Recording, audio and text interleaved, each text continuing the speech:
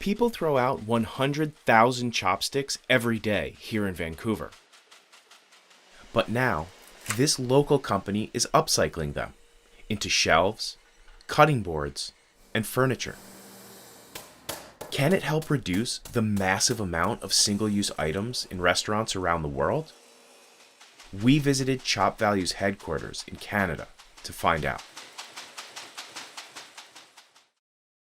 ChopValue drivers pick up used chopsticks from over 300 restaurants around Vancouver a couple times a week.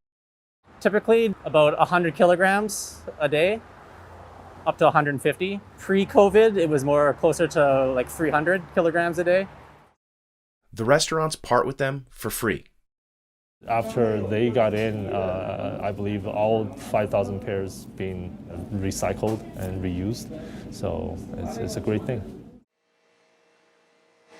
The real work begins at ChopValue HQ.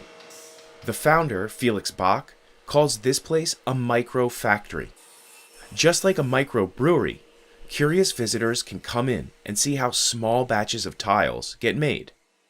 And this is how the process looks like from raw material to end product. First, they sort the chopsticks on the custom-built shaker table. These neat stacks are easier to work with. Then, they dip the sticks into a water-based resin. That provides a protective coating before they roast in a massive oven for 5 hours.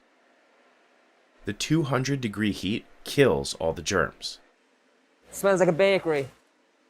They need to get separated again so they can be spread out evenly for the next step. You can take your frustration out on the day inside here. They're weighed precisely. This batch will make ChopValue's thinnest tile. So about 560 grams. Then comes the big squeeze. A hydraulic machine, also invented by Bach's team, compresses the chopsticks with hundreds of pounds of pressure. The heart of the process that densifies like a cake, a mat of chopsticks, into a new uniform engineered material, which is the base modular tile used for all of our end products. The tiles can be sanded and assembled into furniture, and also cut into smaller products like coasters or even domino pieces. This desk sells for just under $1,000 US. That's about 3 times what you'd pay at IKEA, but comparable to the price of a desk made from solid wood.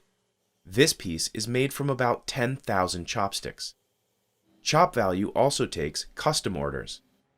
We could do large countertops or boardroom tables or pretty much anything like that. Since 2016, the company has upcycled 33 million chopsticks that otherwise would have ended up in a landfill. But in China, people use that many wood utensils in one lunch break. There, people throw out 130 million pairs every single day. That means leveling entire forests for a product most people use for just one meal. It's not just Asia. Consumers around the world contribute to this problem. We all have this drawer filled with plastic cutlery, chopsticks, condiments that we never asked for. Inexpensive, they're cheap, they just come in without you even asking for them. Sheila Moravati is the woman behind the Cut Out Cutlery campaign. Her organization pressured major delivery apps to opt out of sending cutlery by default. She estimates that saved well over 200 million utensils from going to landfill. Good job, Sheila. Activists in China tried a similar strategy. In 2017, they sued their country's biggest food delivery apps, trying to force them to stop giving cutlery by default.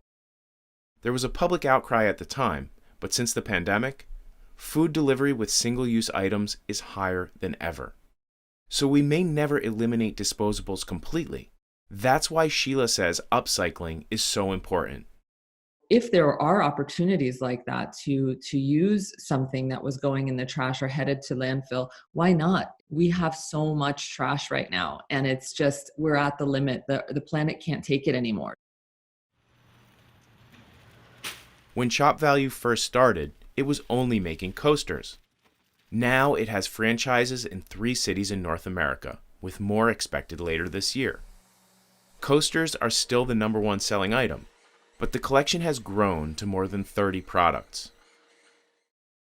And Felix Bach hopes his invention will show people that the next big idea for reducing waste could be right at our fingertips.